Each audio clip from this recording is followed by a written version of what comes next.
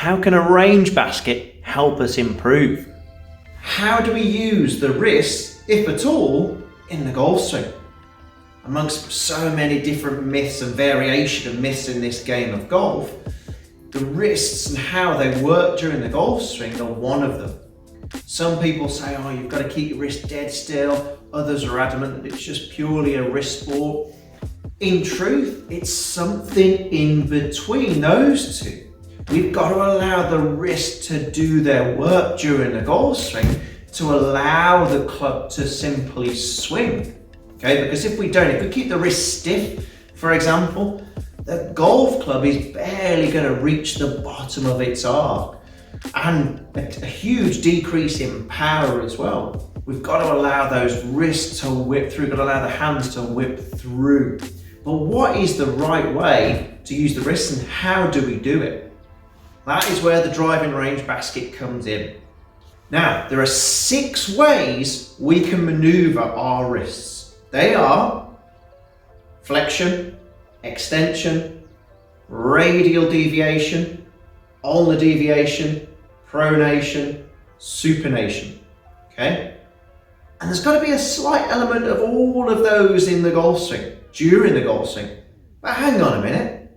Are we going to think about all of those and how to do those along with everything else we've got to think about? No way. No way, Jose. And again, that's where the basket comes in. For example, if we don't use any wrists, it can mean we're going to likely hit more up on the golf ball. We're going to really attack that ball more on the up if we don't allow the wrist to hinge or swing. Plus, it feels like we're going to put a lot of effort in for very little return. So where does the driving range basket come in then? So what I want you to do, grab yourself a driving range basket. You might seem silly out on the driving range, but there's method to the madness. Make sure the opening is pointing out at a slight angle, almost slightly up towards the sky. And then from there, what I want you to try and do is simulate a backswing and try and get the opening of that range basket pointing up to the sky. You'll notice your wrists have had to do a couple of things. They've had to radial deviate, pronate around. So from there, that range basket now with the lid point up to top, we're going to take it through halfway through and we're going to do the same thing. We're going to try and impact, try and make sure that the basket, the lid of the basket is returning back to where it started. And then on the way through, again, the lid, the opening, is pointing up towards the sky. Look at what's had to happen. The wrists have had to radial deviate and we've increased the supination in our wrist without even thinking about it. So just allowing a feeling, a sensation in what we call the external factor, the basket, has allowed our wrists to work as they need to. Ulnar deviation with pronation, ulnar deviation with supination. Trying to get that feeling. Rather than thinking to ourselves, right, we're going to ulnar deviate here. We've got no chance.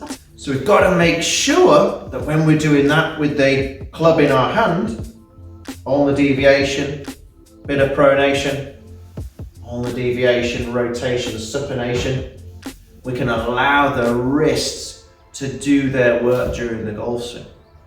And then eventually, when that happens and those wrists are doing their work nicely, it helps us massively get that club down to the ground where it should be, attacking again on a slightly descending arc, as opposed to an effortful upward attack angle, which is, especially when the ball's on the ground, we are going to really, really struggle.